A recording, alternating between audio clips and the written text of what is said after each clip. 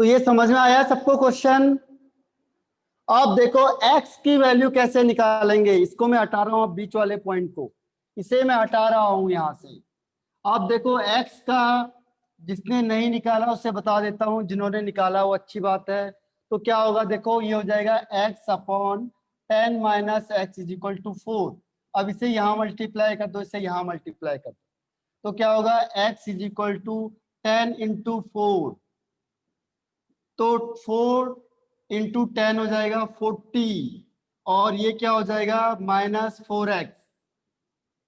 आप इसको इधर ले जाओ, तो ये इधर माइनस में था, यहां जाएगा प्लस में हो जाएगा, तो x plus 4x is equal to 40।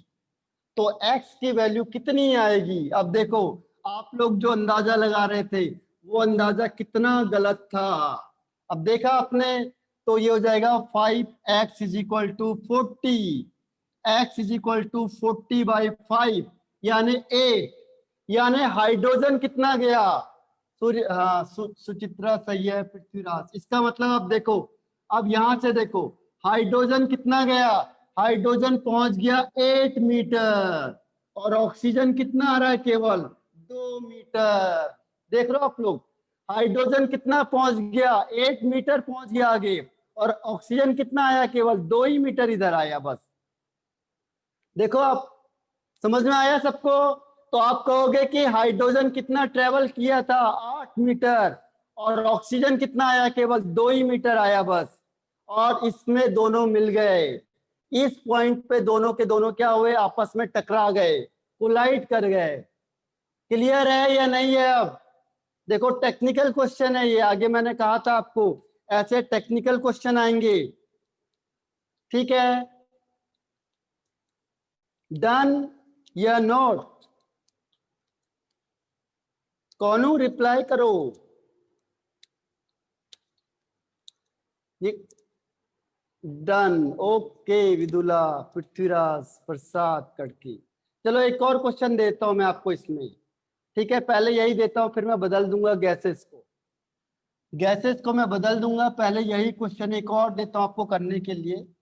कौन कर पाता है सही आंसर और कौन करता है गलत आंसर, इसे हम देखते हैं। देखो ये फिर मैंने वही बॉक्स ले आया सामने, अब की बार मैंने फिर वही लिया, हाइड्रोजन और ऑक्सीजन गैस ले ली। कोई भी गैस ले सकते हैं, आपको तरीका ध्यान रखना है। यहाँ पे मैंने लिखा 20 मीटर का ये बॉक्स ले लिया। अब बताओ इसका आंसर क्या होगा? अब बताओ ये कितने डिस्टेंस के बाद मिलेंगे, कितने डिस्टेंस के बाद दोनों के दोनों आपस में टकराएंगे?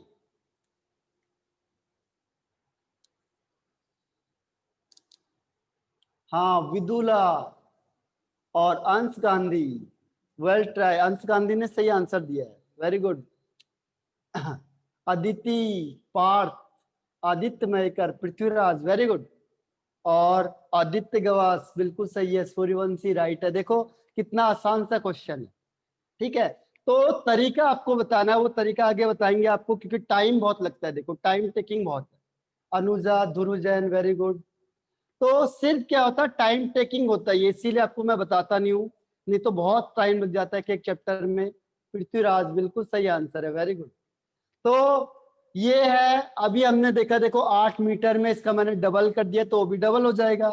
बहुत सिंपल है, देखो सीधा सा आंसर हो जाएगा 16 मीटर, और ये जाएगा केवल 4 मीटर। ठीक है, तो ये हम कैलकुलेशन से भी निकाल सकते हैं। आगे बढ़ जाता हूं मैं, इसके दो टर्म्स सबको समझ में आ गया। अब तीसरा हम टर्म्स करेंगे, किसके टर्म्स में? इन terms of moles, in terms of moles, in terms of moles, moles के टर्म्स में हम बात करेंगे। ठीक है, अब मैंने मेन हेडिंग क्या लिखाई थी? Rate of diffusion in terms of moles. तो कितना होगा? तो रेट ऑफ डिफ्यूजन या effusion is equal to number of moles of gas passed, या फ्लो, फ्लो लिख लो ज्यादा बढ़िया लगे, flow per second upon time taken. Number of moles of gas flow, कितने नंबर ऑफ मोल्स जा रही है per second, that is called rate of diffusion या इफ्यूजन। अगर आपको क्वेश्चन में क्या दे दिया, मोल्स, तो आपको फिर क्या कैलकुलेट करना है, कितने मोल्स चल रही है पर सेकंड में, that is called rate of diffusion. अब आपको डायरेक्ट मोल नहीं देगा, वो क्या दे देगा, वेट दे देगा। जैसे मैंने आपको फिर क्वेश्चन दिया, क्वेश्चन है कि 64 gram of oxygen flow in 10 second, calculate its rate of diffusion, कैसे निकालोगे? तो आपको पता है number of moles is equal to क्या होता है, number of moles is equal to होता है वेट अपॉन मोलर मास। तो यहाँ पे आपको मोलर मास निकालना पड़ेगा। वेट आपको गिवन है 64 ग्राम। हाँ अनुजा, अदिति, वेरी गुड। तो ये एक दूसरे से लिंक है, क्वेश्चन लिंक वाले हैं, डायरेक्ट नहीं है, इनडायरेक्टली क्वेश्चन है। Suryavanshi, Aditya Gawas, very good. ठीक है, तो बहुत आसान है। पृथ्वीराज सही है आंसर। पार्थ पाटिल और अंश गांधी थोड़ा सा कहीं ना कहीं मिस हो गए कैलकुलेशन पार्ट में। देखो कैलकुलेशन करवाता हूं मैं आपको इसकी। कैलकुलेशन में देखो, मैंने कहा 64 ग्राम ऑफ ऑक्सीजन फ्लो हो गया, निकल गया बाहर 10 सेकंड में। तो बताओ इसका रेट ऑफ डिफ्यूजन कितना होगा? तो हमने पहले क्या निकालना है, इसके मोल्स निकालने हैं। सिद्धि रसेल बिल्कुल सही है, अंश गांधी सही आंसर है। तो नंबर ऑफ मोल्स कितना होगा, number of moles is equal to होता है weight upon molar mass. Weight है 64 और मोलर मास ऑक्सीजन का होता है 32। तो आंसर आ गया इसका 2 मोल। देखो मोल कॉन्सेप्ट आपने कहाँ पढ़ा था, और ये मोल आपका पीछा नहीं छोड़ रहा है। वो कहता है हम नहीं छोड़ेंगे आपका पीछा। ऐसी ये टर्म्स होते हैं, ये आपको छोड़ेंगे नहीं, कई चैप्टरों में मिलेंगे आपको। इसीलिए मैंने कहा था ये जैसे जैसे हम आगे बढ़ते जाएंगे। अब देखो कितने मोल्स हुए, 2 मोल अपॉन टाइम कितना लगा, 10 सेकेंड। तो आंसर हो गया 0.2 मोल पर सेकेंड। डन, डनाडन, डन और नॉट। ठीक है, क्वेश्चन को ध्यान से देखना है, उसके बाद फिर और ध्यान से उसे पढ़ना है, उसके बाद फिर क्वेश्चन आंसर करने हैं। Done done okay. एक और क्वेश्चन देता हूं, देखो दिमाग लगाओ जरा, दिमाग की बत्ती जलाओ, और पर मेंटोस नहीं खाना है बिल्कुल भी, ठीक है, कहीं आप मेंटोस। तो यहाँ पे देखो आगे क्वेश्चन नंबर एक और दे देता हूं आपको। क्वेश्चन नंबर है next one is 50 gram of hydrogen is flow. 50 gram of hydrogen flow in 5 seconds. Calculate rate of diffusion. हाँ पार्थ पाटिल, वेरी गुड, बहुत बढ़िया, बहुत जल्दी आंसर दे दिया आपने। और आदित्य गवास सही आंसर है। अंश गांधी मिस कर गए, लेकिन सूर्यवंशी सही है, प्रसाद खड़के, अदिति और अंश गांधी, सिद्धि रसेल बिल्कुल सही आंसर, वेरी गुड, बहुत बढ़िया। स्पीड होनी चाहिए। देखो अनुजा मिस कर गए थोड़ा सा।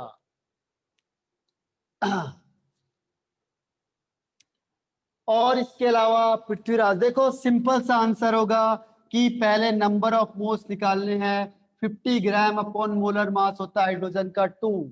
अनुजा सही आंसर है, तो ये जाएगा 25 मोल।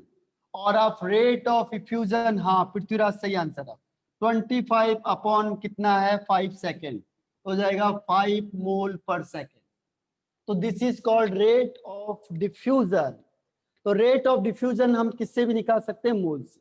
तो हमारे पास इतने सारे क्वेश्चन है। देखो क्वेश्चन में क्या गिवन है आपको, ऑप्शन तरीके हमारे पास बहुत हैं। We have a different way to express the rate of diffusion, but the question is that कि what is given, it is based on the data given in the question.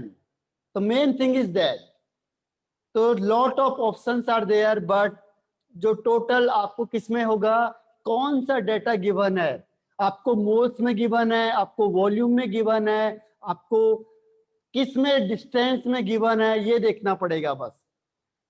ठीक है, अभी मैं आपको वन वन स्टेप बता रहा हूँ, धीरे धीरे हम आगे बढ़ते जाएंगे, जिसमें क्या होगा, ज्यादा चीजें इन्वॉल्व हो जाएंगी। तो आपको ध्यान रखना है यहाँ से, तभी आपको क्या होगा, चीजें आएंगी जब आपने सारे टर्म्स को, अब हम क्या करेंगे, मिक्सअप करेंगे। तो 3 टर्म्स है, चौथा और एक और टर्म्स बताता हूं आपको, इसमें 4 टर्म्स, 3 टर्म्स हो गए हैं, फोर्थ आता है इन terms of, in terms of,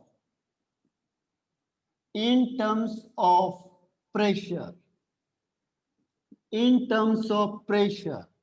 pressure, pressure के लिए देखो, रेट ऑफ इफ्यूजन क्या हो जाएगा या डिफ्यूजन क्या हो जाएगा, चेंज इन प्रेशर,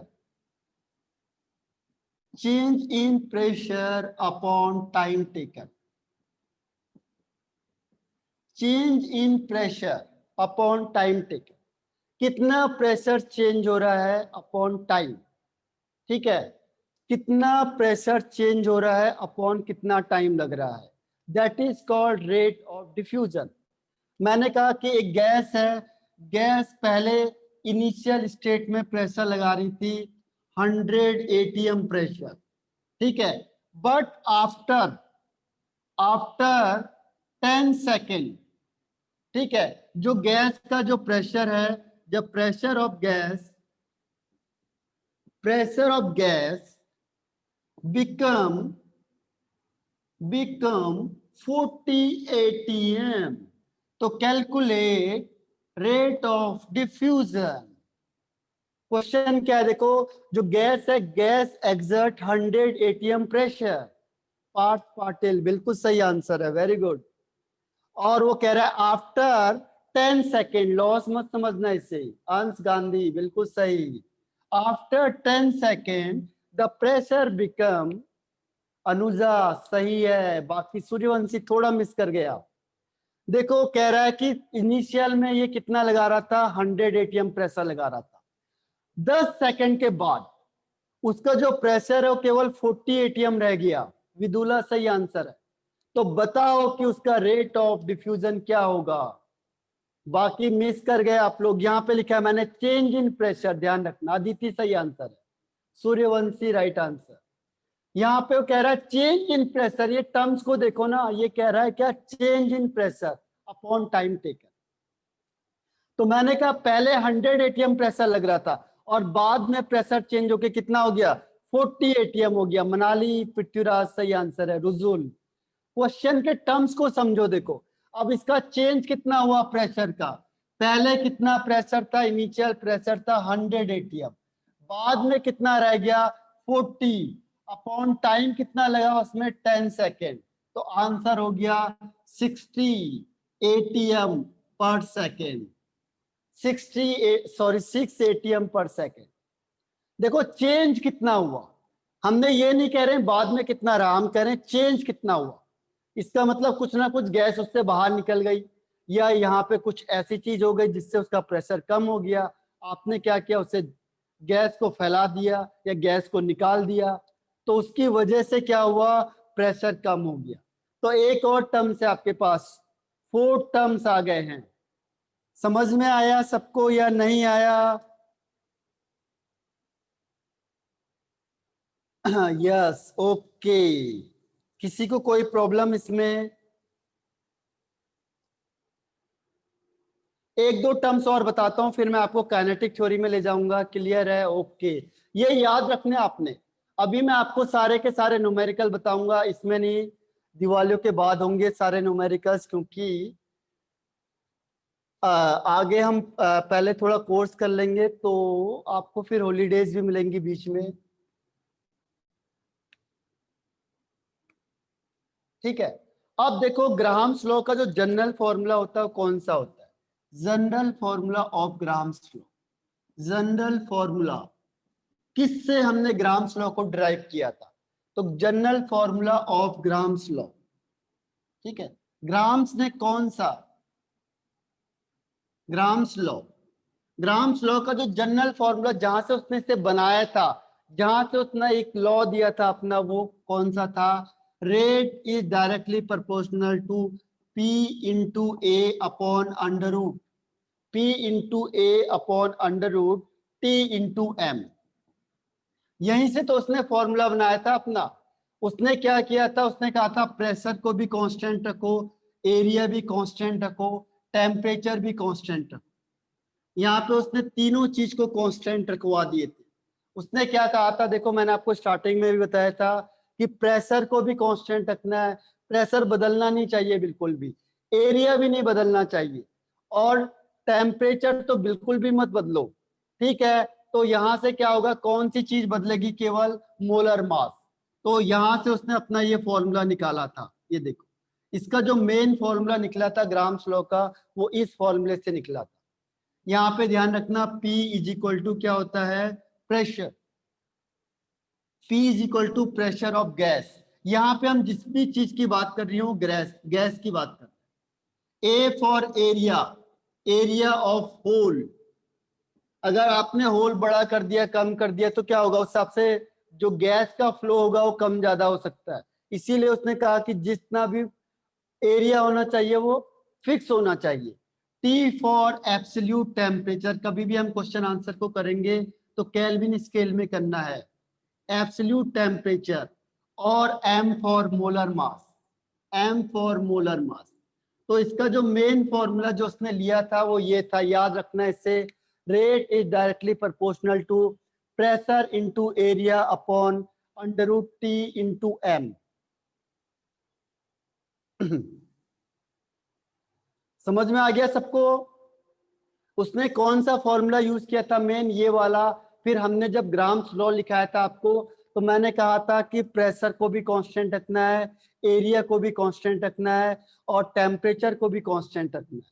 तब जाके उसने ये वाला फॉर्मूला निकाला था कि rate is inversely proportional to the molar mass of the square root of the molar mass of any gas. इसे लिख लो आप। एक स्टेप और रह गया, बस ये खत्म हो जाएगा आपका। क्वेश्चन आंसर की मैं प्रैक्टिस कराऊंगा आपको। ध्यान रखना, पहले फॉर्मूले लिखने आपने सारे। फॉर्मूले should be learn, must be learn, must have to be learn. ठीक है, अदरवाइज क्या होगा? It is very difficult to solve the numerical question, very difficult. Without formula कोई बता सकता है कि वो क्वेश्चन आंसर सॉल्व कर देगा? एनीवन? कोई ऐसा है जो without formula numerical question solve कर दे? अंश गांधी, कंपलसरी लर्न। हाँ, कंपलसरी है। टुकड़ों टुकड़ों में बताया है, देखो। हाँ, मैंने टुकड़े टुकड़े कर दिए। ठीक है, फॉर्मूले के टुकड़े टुकड़े करके, और फिर हम चल दिए इसे छोड़ के।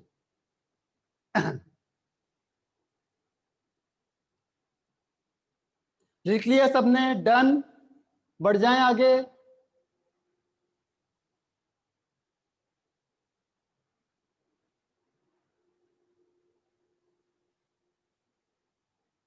यस। अब एक और दिमाग लगाओ, देखो, एक और दिमाग लगाओ। वो कहता है कि चलो हमने सब कुछ कर दिया, अब एक और दिमाग आपने लगाना है। उसने कहा चलो एक और फॉर्मूला मैं बनाता हूं आपके लिए। ठीक है, अब यहां पे मैंने क्या किया? एक और फॉर्मूला कोई बना सकता है? थोड़ा सा देखो, मैंने कहा यहाँ पे कि टेम्परेचर और एरिया को कांस्टेंट लिया है, टेम्परेचर और एरिया को कांस्टेंट लिया है, और जो प्रेशर है और मोलर मास है ये वेरिएबल, बदलता जाएगा, वेरिएबल है, इंक्रीज डिक्रीज करेगा। तो अब इसका क्या फॉर्मूला बनेगा? बता सकता है कोई? R1 upon R2 is equal to क्या फॉर्मूला बनना चाहिए? अब यहाँ पे प्रेशर कांस्टेंट नहीं रहा, प्रेशर भी हम बदलते जा रहे हैं दोनों गैस के लिए, केवल हमने टेम्परेचर और एरिया को कांस्टेंट लिया है। तो इस फॉर्मूले में रख के हम कैसे क्या करेंगे? R1 और R2 का फॉर्मूला बताएंगे। कोई दिमाग लगा सकता है इसमें? अगर प्रेशर कांस्टेंट नहीं होगा तो करके बताओ एक बार जरा, एक बार ट्राई करो आप लोग।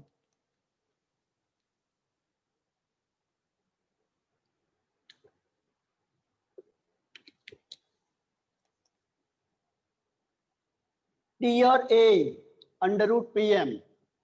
देखो टी ए को तो हटा दो आप, आपको मैं फॉर्मूला बनाने का तरीका बता देता हूं। देखो कभी भी आपको क्या करना है, कोई भी चीज को अगर आपने कांस्टेंट लेना है, कांस्टेंट का मतलब उसकी वैल्यू फिक्स है, ठीक है। तो हम लोग क्या करते हैं, पहले हमने लिखा R1 इज इक्वल टू क्या हो जाएगा यहां से P1A upon under root TM1 हो गया। हाँ अंश गांधी सही है बिल्कुल।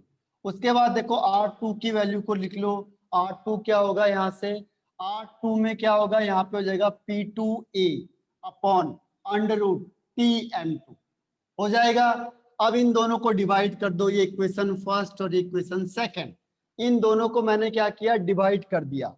R1 upon R2 is equal, यहां से देखो P1A under root TM1 upon P2A under root TM2।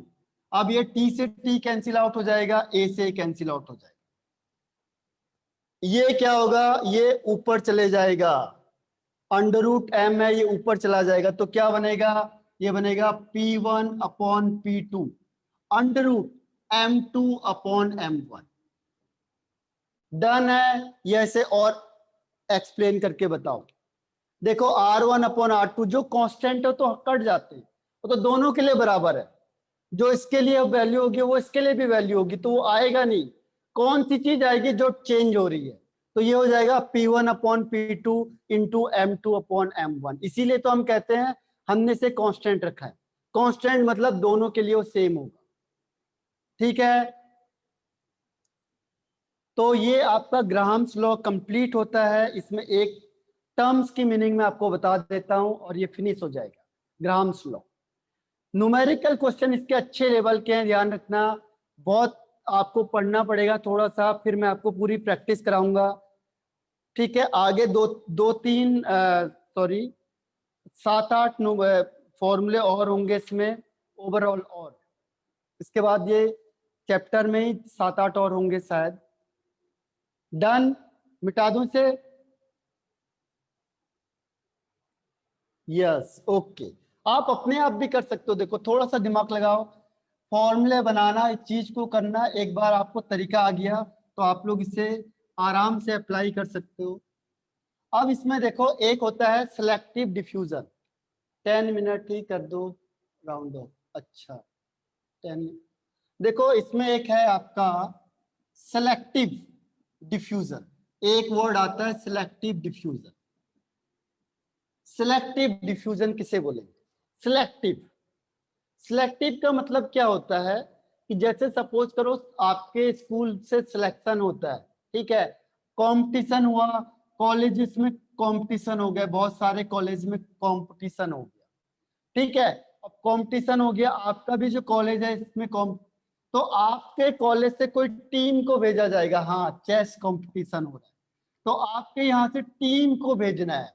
देखो आपके कॉलेज से टीम को भेजना है हमें, कहाँ, बाहर जहाँ पे कंपटीशन हो रहा है, इंटर कॉलेज में, अलग अलग कॉलेज में कंपटीशन हो रहा है, ठीक है। अब कोई चेस ले लिया आपने, चलो चेस कंपटीशन हो रहा है, तो आपके कॉलेज में 20 स्टूडेंट थे जो कह रहे थे कि हम चलेंगे, तो फिर क्या हुआ, आपके कॉलेज से क्या हुआ, कंपटीशन होगा, और जो स्टूडेंट सिलेक्ट होगा, क्योंकि हमें 4 ही स्टूडेंट चाहिए केवल, हमें एक टीम में 4 स्टूडेंट होते, तो यहां से हम क्या करेंगे कि 4 स्टूडेंट को सिलेक्ट करेंगे जिसे हमने भेजना पड़ेगा।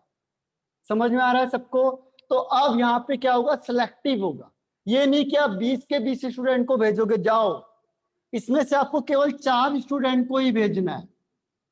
तो यानी अब आपको यहाँ पे क्या करना पड़ेगा, सिलेक्शन करना पड़ेगा कि वो कौन से 4 स्टूडेंट होंगे जो यहाँ से जाएंगे कंपटीशन के लिए दूसरे कॉलेज में। तो यहाँ पे आपको क्या करना पड़ेगा, सिलेक्शन करना पड़ेगा। तो जब आप सिलेक्शन करते हो उसे कहते हैं सिलेक्टिव कंपटीशन। सिलेक्टिव, सिलेक्टिव का मतलब आपने सिलेक्शन किया है, हर कोई नहीं जा सकता, कॉलेज जिसका सिलेक्शन करेगा वही केवल 4 के 4 स्टूडेंट क्या जाएंगे, कंपटीशन के लिए जाएंगे, बाकी नहीं जाएंगे।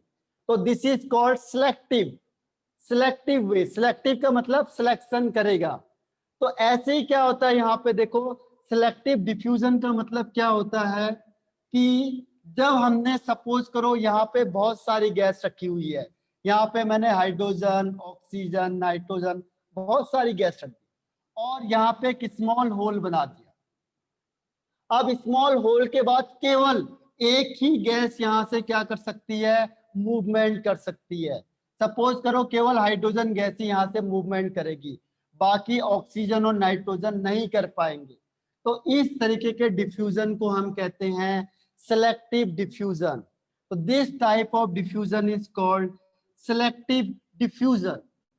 केवल कोई ही गैस, केवल सिलेक्टिव गैस, केवल हाइड्रोजन ही यहाँ से क्या कर पा रही है, मूव कर पा रही है, बाकी के बाकी नहीं कर पाएंगे। तो this is called selective diffusion. यानी केवल एक ही गैस अलाउ है डिफ्यूजन करने के लिए, बाकी नहीं है। तो this type of diffusion is called selective diffusion.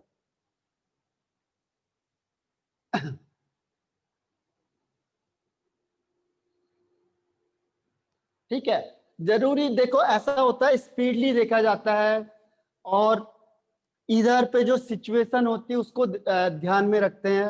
अभी बताता हूं, पहले इसकी डिफाइन देख लो क्या होता है सिलेक्टिव डिफ्यूजन की। इसको मैं रैप कर रहा हूं यहां से। तो सिलेक्टिव डिफ्यूजन का मतलब क्या हुआ, केवल कुछ ही कंपोनेंट अलाउ होते हैं।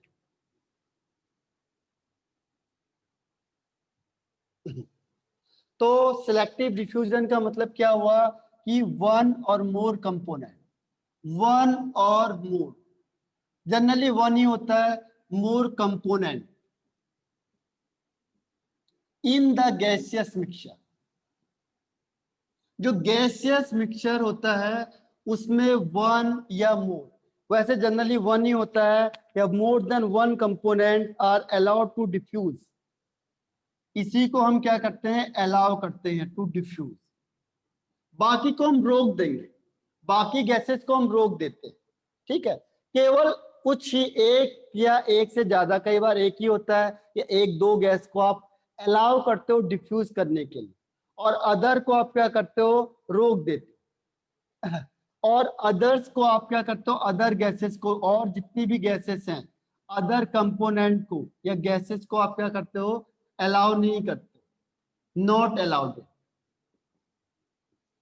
केवल कुछ ही गैस को आप अलाउड करोगे कि केवल इतने स्टूडेंट जाने चाहिए। जैसे आप लोग प्रैक्टिकल में होता है कि केवल यहाँ पे इतने स्टूडेंट जाने चाहिए, बाकी नहीं जाना चाहिए, तो उसे कहेंगे सिलेक्टिव, सिलेक्टिव डिफ्यूजन। केवल हमने हाइड्रोजन को ही जाने दिया बस, बाकी सबको रोक दिया, तो this is called selective diffusion. तो सिलेक्टिव डिफ्यूजन हम अपनी तरफ से भी कर सकते हैं कि बहुत सारी गैस थी, हमने कहा हाइड्रोजन को ही जाने दो बस, या फिर हम ऐसी कंडीशन जनरेट कर देते हैं कि वहां पे सपोज करो कि जो गैस जाएगी वो केवल हाइड्रोजन ही जा सकती है। ठीक है, तो ये लिख लो पहले आप लोग इसके डिफाइन को।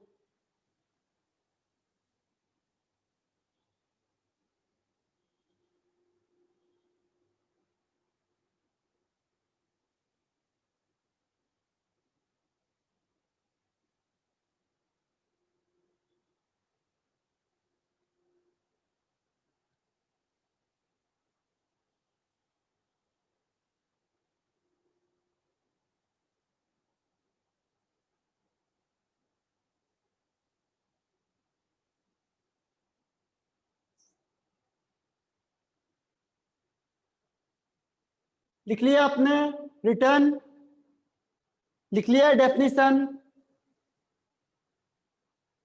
रिटर्न। अब देखो एक एग्जांपल बता देता हूं आपको, एक एग्जांपल बताता हूं आपको कि इसको हम कैसे अप्लाई करेंगे।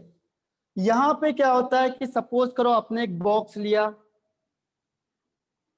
ठीक है, और यहाँ पे आपने लिख दिया हाइड्रोजन को ऑक्सीजन, यहाँ पे आपने लगा दी प्लेटिनम वायर, सॉरी प्लेटिनम लगा दिया, प्लेटिनम मेम्ब्रेन लगा दिया, पीटी मेम्ब्रेन। ठीक है, अब प्लेटिनम मेम्ब्रेन का काम क्या है, जैसे आपने प्लेटिनम मेम्ब्रेन को लगाया यहाँ पे, ये प्लेटिनम मेम्ब्रेन, आप ध्यान रखना कि प्लेटिनम की किसके साथ अच्छी बनती है, प्लेटिनम की बनती है हाइड्रोजन के साथ, इसकी दोस्ती बहुत अच्छी है, ये दोनों बहुत अच्छे दोस्त हैं। और ऑक्सीजन के साथ इसकी नहीं बनती है, ऑक्सीजन के साथ बिल्कुल नहीं बनती है। तो ये क्या करेगा, ये जो है प्लेटिनम क्या करता है, ओनली एंड ओनली किसको अलाउ करेगा यहां से इधर जाने के लिए, कोई बता सकता है? इसकी जो प्लेटिनम वायर है, आपका प्लेटिनम मेम्ब्रेन है, प्लेटिनम मेम्ब्रेन का हाइड्रोजन के साथ बहुत अच्छी दोस्ती है और ऑक्सीजन के साथ इसकी बिल्कुल बनती नहीं है। ऑक्सीजन क्या इसका एनिमी है, तो ये किसको जाने देगा अपने से? नहीं, अंश मिस कर गए।